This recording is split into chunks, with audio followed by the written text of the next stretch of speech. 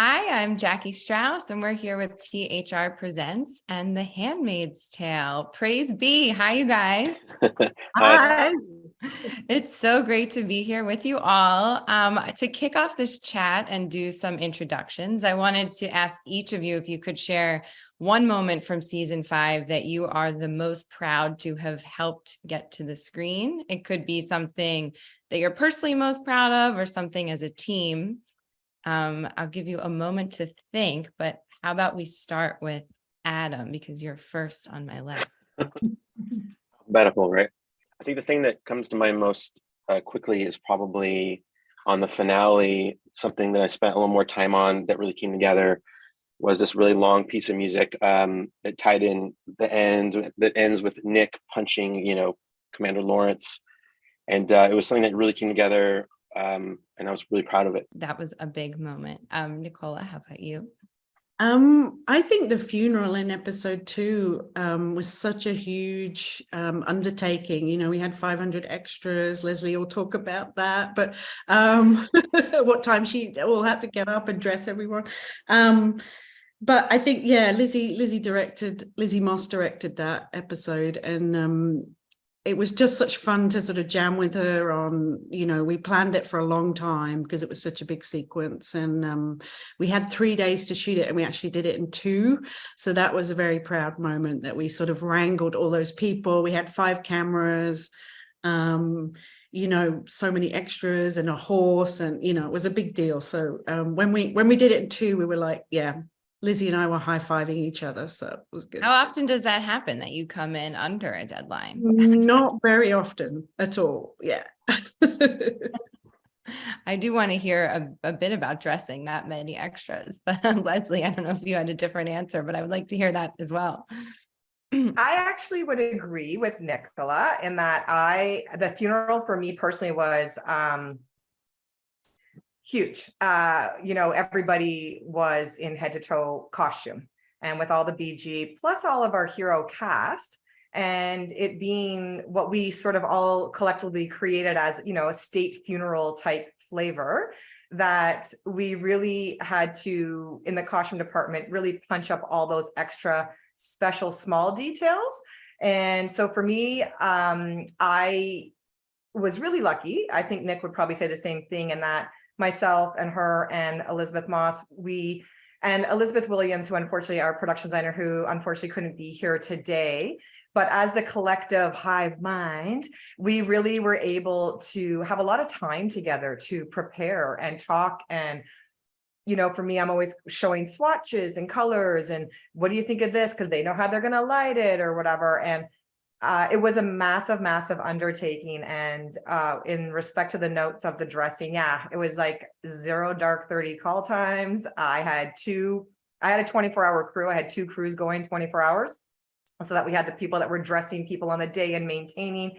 Then we had the night crew that was coming in to launder, re-steam, reset, prep it all for the next day. So I would say that was pretty, I'm pretty proud of that. I loved it. There also was a very big reveal in that moment of Hannah's outfit and her color. Can you talk about some of the behind the scenes conversations that went into picking that color, that outfit that she's broadcast to the world in this horrifying way at the end of season 2? Yeah, it was very, very exciting as a costume designer coming into season 5 of a very established show. There hasn't been a new introduction of color since season 2. So it was really, really rewarding and exciting for me. There were a lot of discussions about the shades of plum. They were called, we called them the plums, but obviously, throughout the season, you'll see that it's various shades of purpley plums, lilacs. And the motivation for me for that was that these are, wives in training. So they're not quite there yet, but they're not like the little baby pink colors that we've seen in previous seasons. And I just sort of played around with a lot of dyeing of fabrics. I amalgamated the light blue and the light pink together from previous seasons to see what that would come out with. But then in deeper thought from a design perspective and storytelling, I really played around with different hues of the teals and then the Handmaid's Red, because of course, a lot of these children are actually the biological children from Handmaids. that are now being raised by the, prestigious wives in Gilead. So that was kind of where a lot of the colors for me came from. And then of course, Elizabeth Moss, our illustrious leader, had all to say for what she preferred. Nicola Daly, of course, our wonderful DP that's here with us today. It's really important for me to work closely with her for that, because I don't know all the things that she's going to be doing to make sure that that color stands out and punches, and that is a big reveal. So that was a lot of fun, and luckily she liked it, so that was good. And then the idea on just their general look was to keep them a little bit youthful with a, I don't know, I guess slightly, for me, sinister undertaking on it, because of course these are going to be the wives in training. So it's very interesting because these episodes released together to kick off the season, and they of course followed up on what I think may be the most violent episode the show has ever done, with Fred's killing. I mean, there's some that are in competition, but I think that was a new level of violence. And we picked up with the 24 hours after, which the show has never done before, which was very cool. And then I think that kind of violence and vengeance continued as a theme in the season, as something that June was confronting. So I did speak with Lizzie about starring and then directing these episodes. And I want to start with you, Adam, with this question about setting the tone, because we did talk about that one very key diner song that you guys landed, which I think helped set the tone. I believe it was Dolly Parton. And so I wanted to ask how you guys helped to kind of infuse the personality of that opening episode, followed by the second episode, and kind of kicking off the whole season in this kind of vengeance for June. Yeah. Well, I did mostly the score, so I think Dolly Parton might have been picked by Lizzie or but I did have talks with Lizzie about the violence, and specifically in the first two, because as you said, it never opened up just 24 hours later after all this violence. So the idea of the opening being also one of the most gentle piece of music ever. I think it was a cello trio just playing these chords while she's kind of looking at Hannah, or is it Hannah? Yeah, I'm so coffee this morning. And then later with the violence, what I kind of was toying with at the beginning with Lizzie was I have this thing called an aquaphone, which is all these metal rods that you play with a cello bow, and it has a very grating, disturbing sound. And so manipulating that in a way that there was some melodic aspect to it, and it was in a way like the sound of like a knife being unsheathed or something. So that became a motif, especially in the first episode. I thought we'd use it more, but great plans. So that was one thing that was new and different, is actually incorporating the sound of metal and just this kind of sharp sound that was, usually we're pretty or dangerous and synthy. So that was one new thing that we did to kind of touch on that. I'm trying to remember, because it's been a minute since we did the beginning of the season, but I do remember there was a theme tied to the gun that when she buries it and brings it back out, and Lizzie always likes it when it's not quite on the nose. So I remember landing on something very different as well that was almost playful anytime she was getting the gun and stuff. So I think for the most part, it was just trying to find new ways to deal with the ever different shades of the violence and what we also called the ick factor that we later see with Putnam and stuff. How would you say some of that did end up circling back in the later episodes, as you kind of aren't confronted with violence and vengeance in very different ways? I think that the season settles a little bit in terms of her furor and then peaks back up. So were there things you went back to from the beginning of the season there, or did you move on to something new? I moved on. This season more than any other, I wanted to try and utilize repeating themes more I always kind of saw it as a way to cut the amount of time spent writing, but I think it's a really valuable tool to tell the audience, that these moments are connected or whatever. And I certainly had that intention at the beginning, but as it progressed, it became more about Luke and June, and they get imprisoned together, and it's old hat for her. So it became more about emphasizing the connection between them, kind of blossoming into something different. And then also the disparity, the space that was growing between her and Nick, and leading up to him being arrested and stuff.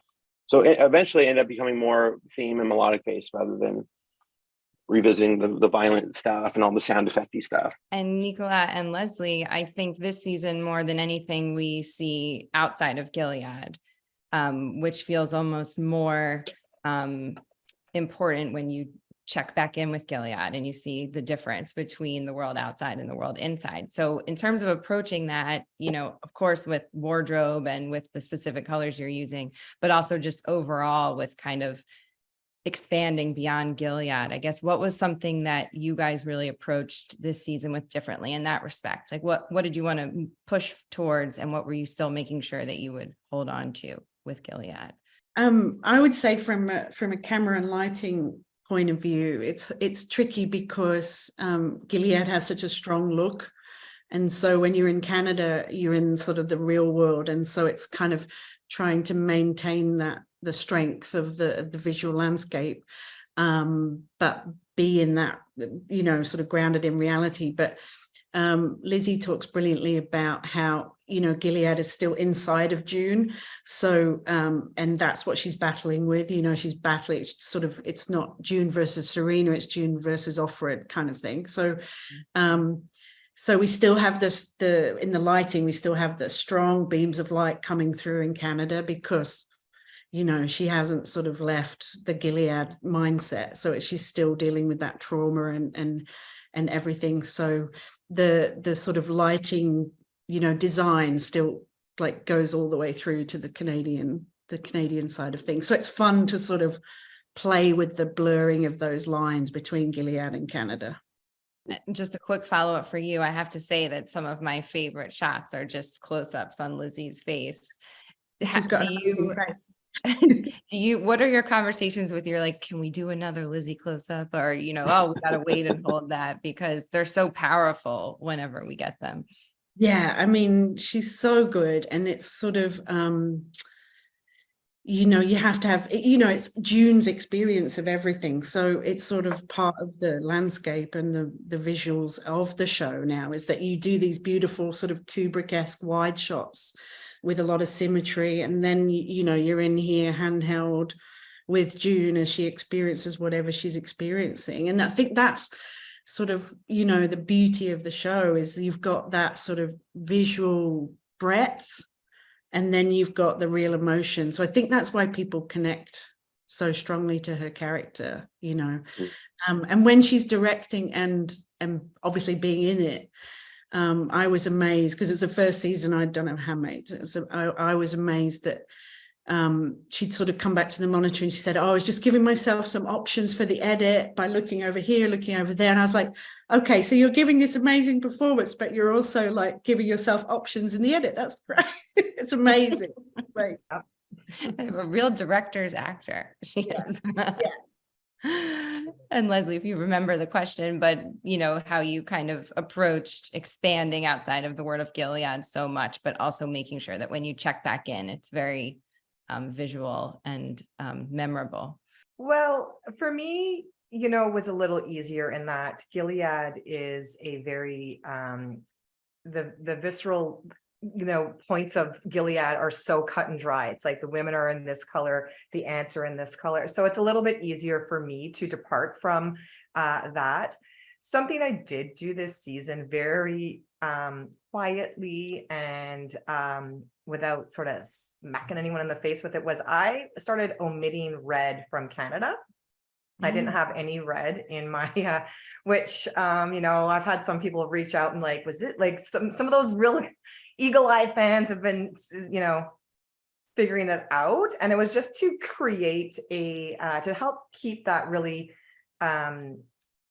super strongness of when we go back to Gilead of what has become so iconic with the whole show. And, you know, what's synonymous with the look of the show is that, you know, the handmaids' red robes and their white wings and, you know, their headpiece. And so that was one thing. The other thing for me, you know, was that June, I have layer. I just use a lot of layering because each episode takes place more or less within one script day or so. And so it's being able to peel back and then add stuff. And it's certainly for the June character. It's about her armor, if you will. She doesn't have the safety of like her robes and her wings in Gilead became her only sort of, she had to use all of that to her advantage. And then when she's in Toronto, she's stripped of everything that she's been subjected to for all this time.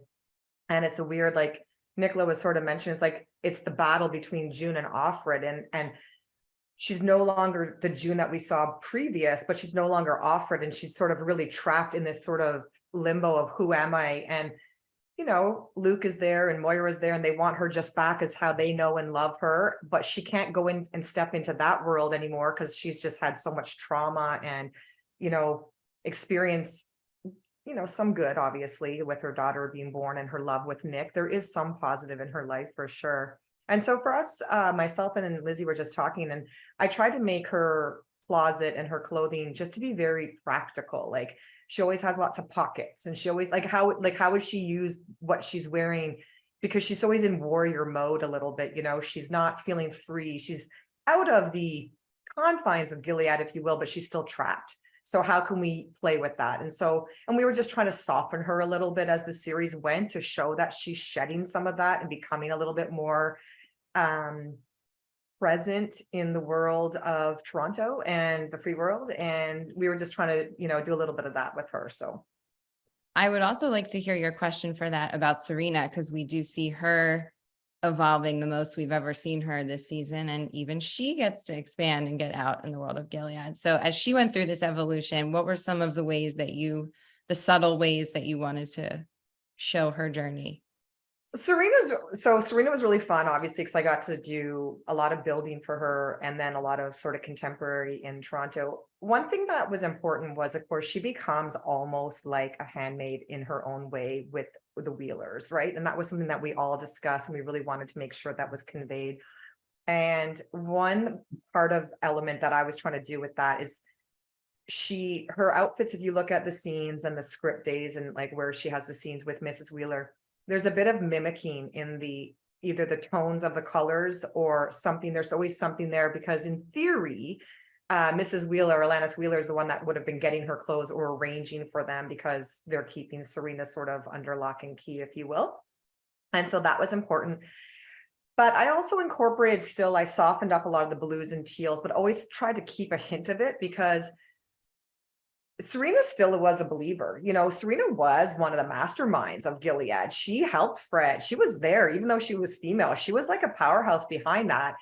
I just think probably in her world of helping create this, she didn't think she would get ousted because she's female, right? So Serena I do believe she's a real believer in Gilead and a lot of what they do. And so I don't think it would have been as easy for her to just give all of that up, even though she had to give up the physical being in Gilead to be free to have her baby. So I wanted to make sure we had hints of that going forward and just playing with that. And also, like Yvonne had just had a baby and she's a mother already. And I am not, so I don't know. She was like explaining like the whole nesting thing that people go through and how you, like, as the pregnancy, goes a little bit further and you're getting ready to have the baby, like all these different things. So she was really great for me to tap into some of that because I'm just like, I don't know, you just have a baby. So it comes out all cute in a blankie and it's wonderful. And so easy in a barn with zero medical intervention. Yeah. So we were trying to make sure that I really wanted to show the softness, and so did she, and so did the direct, like, it wasn't just Elizabeth Moss. A lot of we wanted to make sure that we had to show a vulnerable side to Serena. And this is like one of the only places you'll ever see it is as a new mother, because of course she is just a force to be reckoned with any other time. And she's so smart that she's always got, her plan B has a plan B, so this is the one time where we could really show her softening was with the baby and show that she does have a heart and that she does love and care. I mean, there have really been hints of that throughout the previous seasons, but to show it on a bigger scale. And so that was something with the clothes. We still stayed, I just tried to say a little bit softer in her lines, when she's in Toronto. Obviously, when she was in Gilead, she was gone back to appropriate stuff, but we did a lot more asymmetrical lines on her necks. We lowered her sleeve length, which had always been about a 3/4 sleeve, and we went full sleeve. Tried to update, if you will, a little bit of the Gilead aesthetic that way, because they're also trying to show that they're not super static and that they can grow as well. So we were trying to also highlight that. I think, to borrow a word from Bruce Miller, the tension between June and Serena is delicious this season. It is so good to watch. And we, of course, see it all come first full circle in the finale. So I think, Adam, in terms of playing with that tension and the score you're bringing in this finale that gave viewers anxiety because we have no idea where this train is going, but also comfort in a very confronting way that Serena and June are on this train together. So first, Adam, and then Nicola, to you, what were you guys trying to really capture when you were wrapping this season and really bringing these two women together for an unknown journey of the final season ahead? I immediately think about when they're on the train and they finally realize they're both on the train together, and there's a piece of music that, under Lizzie's instruction, she wanted to almost feel like romantic, like two long lost soulmates are finally reunited on the train, leaving, the front line or something. So I was like, okay, I so love I went in there, and I yeah, it was great, and it was fun, and it worked, and it did this big climb, and then do you have a diaper? It was so great, so well done. So I kind of treated it like she was going to see Nick at the end of the train when I first started pre-writing and thinking about what I wanted to do musically. Because now it's them. Nick's locked up and they're on a train going who knows where. We don't know. We never. Yeah. So that was really fun, and it's such a great note from Lizzie. And then I think before that, having a really big moment land when Luke, kind of sacrificed himself because he's now gone, and it needs to be very much, he's no longer with us. Now it's just June on the train. Yeah. And then Nicola, I want to just read you a quote from Bruce that I want you to weigh in when you think about your answer, where he said, "It's not about the bad things that happen. It's about surviving the bad things. Surviving is an optimistic story." And he views this show as an optimistic one. And I felt that in this ending. So can you talk about that and what you really wanted to capture? Yeah, that's such a good quote. I love that. And following on from what Adam was saying, like Lizzie always calls her June and Serena Juliet and Juliet. So it does sort of feed that, like, central love story kind of vibe, which I think is just wonderful. The whole of episode 10, Lizzie and I talked a lot about tension, like how do we build the tension with like every scene, every shot. So if we actually use horror films as a big reference. So there's a lot of like pushes in, slow pushes, pulls out. There's like unmotivated camera moves, which is a very like horror film trope. And so at the end, we were like, I said to Lizzie, what if, the lights flicker just as she, like the crowds part and the lights flicker, and then she sees Serena. So sort of using the lighting to sort of enhance all that tension that we'd spent like 50 minutes, like really building. And then the last shot, I'm so proud of that. It was Elizabeth Williams built a beautiful train set in the studio, so it's like surrounded by blue screen, and so we did a crane move out the end with no back on the train, and then it's taken over by a drone with a real train, and then the visual effects guys put the back on the train, to sort of like put the two together, if you like, stitch the two shots together. And I think it just ties straight into what Bruce is saying. It's like lifting up and rising up, and sort of, it's sort of this, where are these two women going, and how are they going to get on, and how are they going to relate to each other? And they both have kids. And so it's sort of like that mirror image of, and that sort of played out exactly in the blocking of Lizzie and Yvonne. They wanted to stand opposite each other so that the camera could pull out and they would be, sort of like two peas in a pod kind of thing. So I think it sets up next season, whatever's going to happen, who knows, brilliantly. Yeah. Yes, well, of course, the next season is on pause amid the writer's strike, as is almost every show right now. So there's not much to say. So this will be a fun game of a question for you guys to answer before I let you go. Can you please each give me your interpretation of June's final look in that shot and what you think it might mean for the final season ahead? I think she sort of is like, I know what you're about, but what do you do? I mean, the beauty of Handmaids is it's so complicated and the writing is so good. There's all these layers of subtext. So then when you put the caliber of the cast against it, it's sort of, you get hundreds of meanings. So I think when she looks at Serena, she's kind of like, because she lifts an eyebrow slightly, doesn't she? So I think she's kind of like, I got your number, but let's see where this goes. I think she's like, oh Love my that. God, you again. Totally. I think for me, it was more she's resigning to the fact, like, all right, fine, I guess we're gonna do this together. I keep trying to get away from you, and here you are against all odds. Fine, let's go blow up the world. Yeah. Reluctant optimism. I like that. Yes. Leslie, what about you? You know, it's a great question. I don't know. I think there's a bit of like what Adam said. I think like there's like she's resigned herself, like everywhere I go, it's you again. But I also think, you know, we did see in I think it was episode 6 when she actually had birth and went to it was in the hospital, and Luke came and had the immigration people, and we saw June really conflicted about that, because as a mother herself, she's like, you can't rip a child away. So I think she is probably like recognizing too that Serena is a fighter the same way she is, and that maybe Serena now really understands why June has been so unabashedly relentless in getting Hannah back and what it means. Maybe, I don't know. I don't know. I hope that the train's going to Hawaii, though. I would like us to start in Hawaii. So that's what I'm going to put out there. Somewhere warm An underwater sunny. train.